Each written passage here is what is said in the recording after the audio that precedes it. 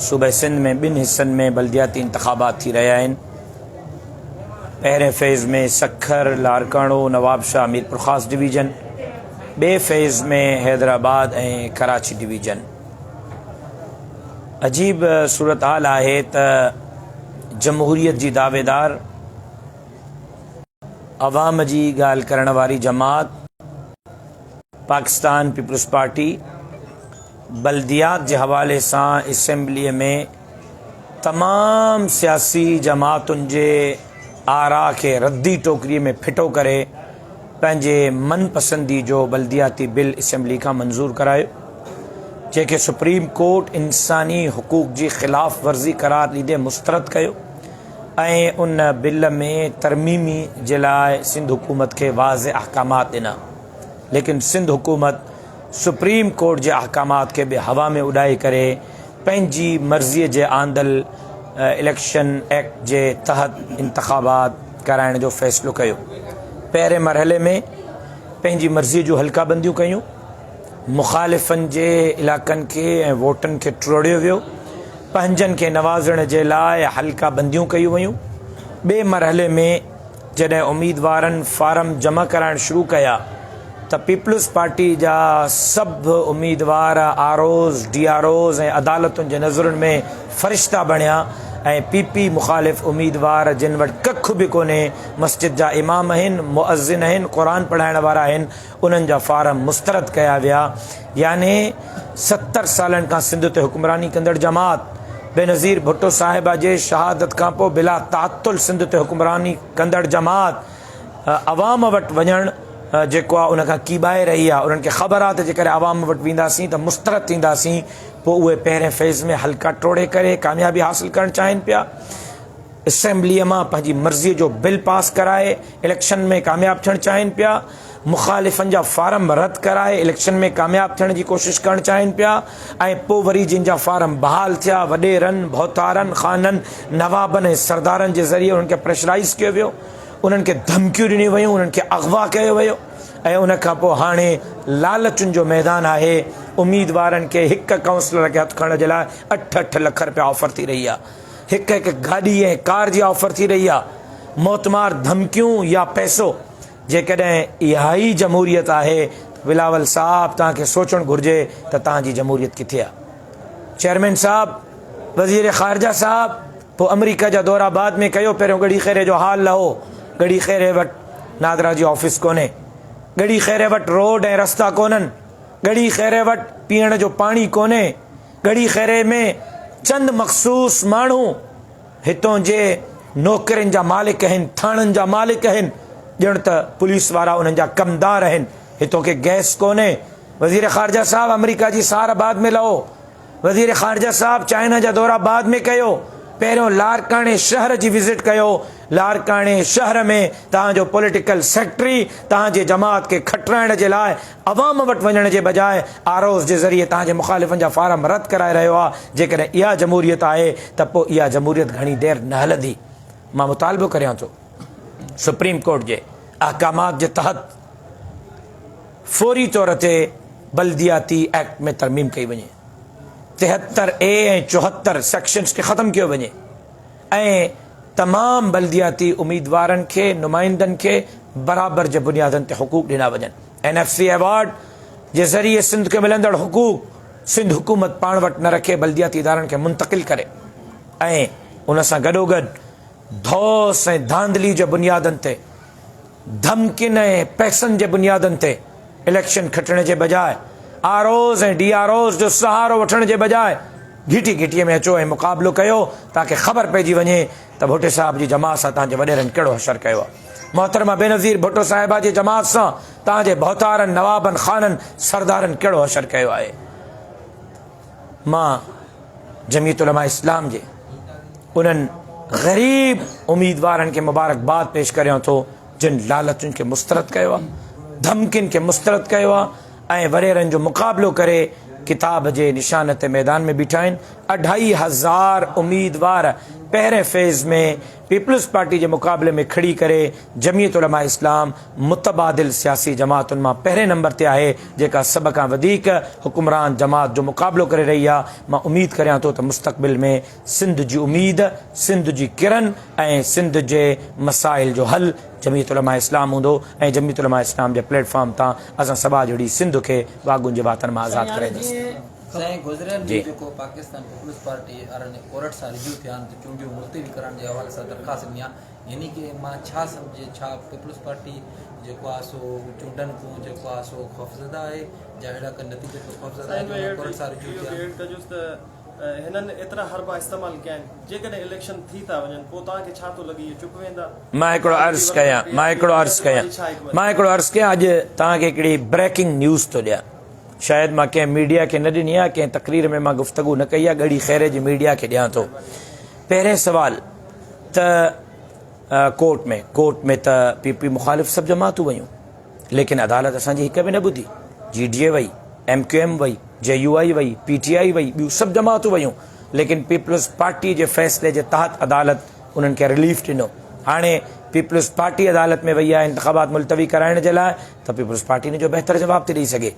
ॿियो तव्हां सवाल कयो त न रुकजंदा, धांधली कंदा ऐं धांधली जे ज़रिए पंहिंजा उम्मीदवार खटराईंदा, त मां अॼु ऐलान थो करियां, ॻड़ी ख़ैरे जे हिन मीडिया टॉक जे ज़रिए ऐलान थो करियां, जेकॾहिं पीपल्स पार्टीअ जे नुमाइंदनि धांधली कई, जेकॾहिं उन्हनि धौस कयो, जेकॾहिं उन्हनि डंडे जे बुनियादनि ते, पैसे जे बुनियादनि ते, बंदूक जे बुनियादनि ते वोटनि में हेरा फेरी कई, ROs ऐं DROs खे ख़रीद करे हेरा फेरी कई, त सिंध में जमीयत उलमा इन्हनि बल्दियाती इंतख़ाबात खे मुस्तरद करे ईअं तहरीक हलाईंदी जे इमरान ख़ान जे ख़िलाफ़ तहरीक हलाईसीं। पहिरियां असांजो रुख़ इस्लामाबाद हो, हाणे असांजो रुख़ पोइ वज़ीर आला हाउस जो हूंदो, पोइ असां वज़ीर आला हाउस जो घेराव कंदासीं। जेकॾहिं इमरान ख़ान धांधली जे ज़रिए अचे थो क़बूल न आहे, त पोइ बल्दियाती उम्मीदवार जेकॾहिं धांधली जे ज़रिए ईंदा, जमीयत उलमा क़बूल न कंदी ऐं कराची ताईं जमीयत उलमा इस्लाम लॉन्ग मार्च जो ऐलान कंदी।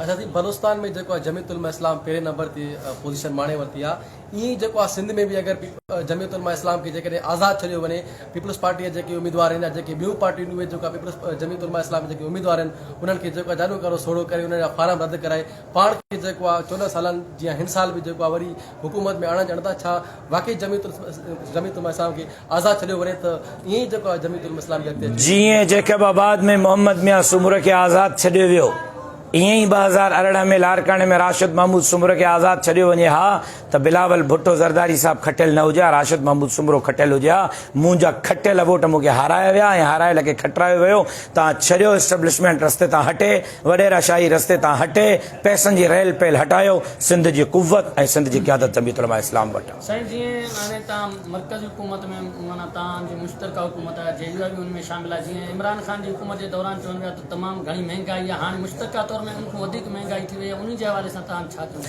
ॾिसो, महंगाई जो बुनियादी सबब केरु आहे? महंगाई छो पई थिए?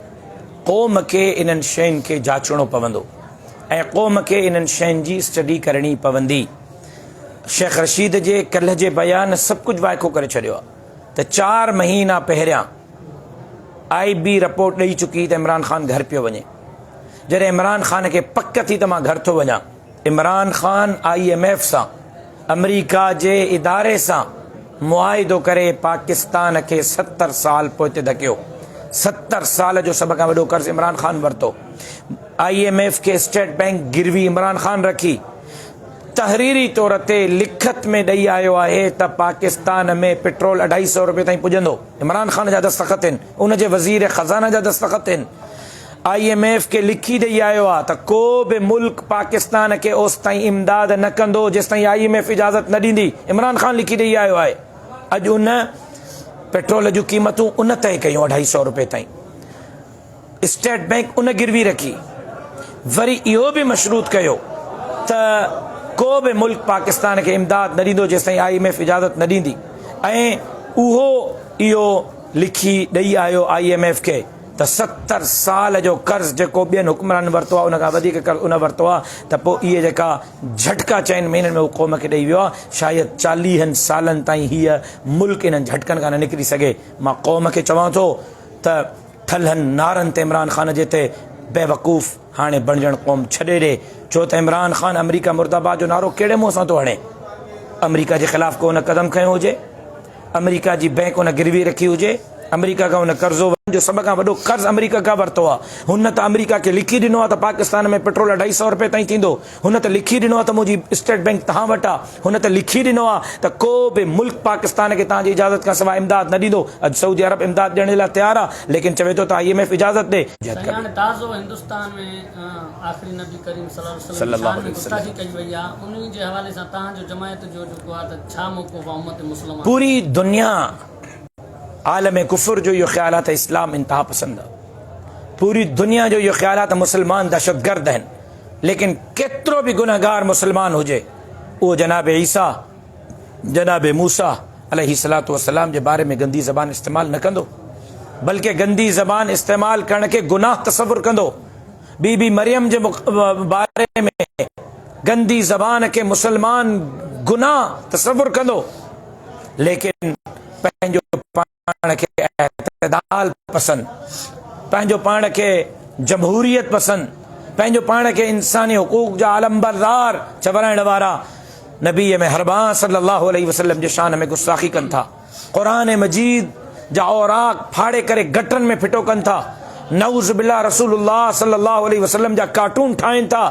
मां अहिड़ी जेको आहे इंसानी हुकूक जी सोच ते लानत थो विझां, मां अहिड़ी जमहूरियत ते लानत थो विझां, मां अहिड़ी आज़ादी ऐं ख़ुद मुख़्तारी ते लानत थो विझां।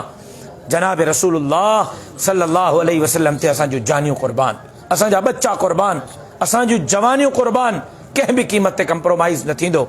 फौरी तौर ते जमीयत उलमा मज़म्मत कई, क़ाइद जमीयत मौलाना फज़लुर रहमान मज़म्मत कई, कराची प्रेस क्लब ते जमीयत उलमा मुज़ाहिरो कयो। असां मुतालबो कयो आहे त हिंदुस्तान जे सफ़ीर खे घुराए करे एहतजाज कयो वञे।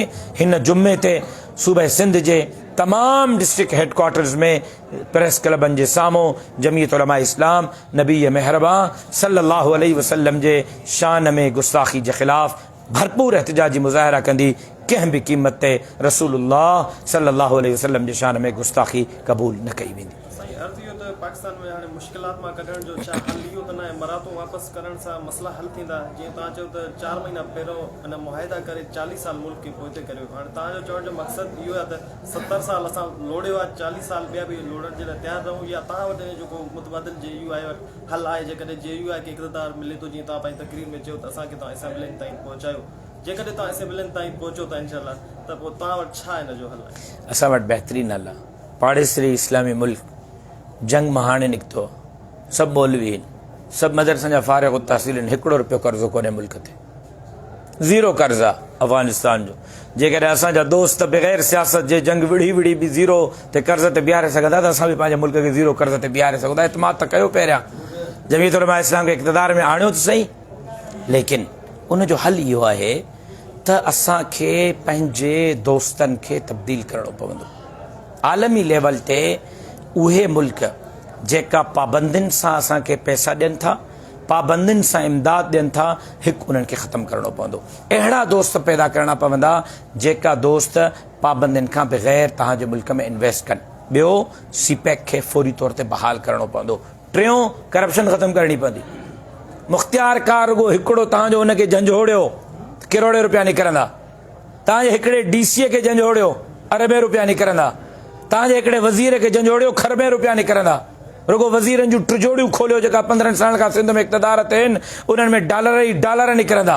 इन निज़ाम खे तब्दील करण जी ज़रूरत आहे। अॼु जेकॾहिं मां गड़ी खेरे में बीठो आहियां त इन्हनि वॾेरनि, इन्हनि बौतारनि, इन्हनि ख़ाननि, इन्हनि नवाबनि, इन सिस्टम, इन्हनि वज़ीरनि जे ख़िलाफ़ बीठो आहियां। सिंध खे अपील करियां थो त अचो मुंहिंजी जमात ते एतमाद कयो, मुंहिंजे दोस्तनि ते एतमाद कयो, मुतबादिल क़ुव्वत ऐं क़यादत जे तरफ़ वञो।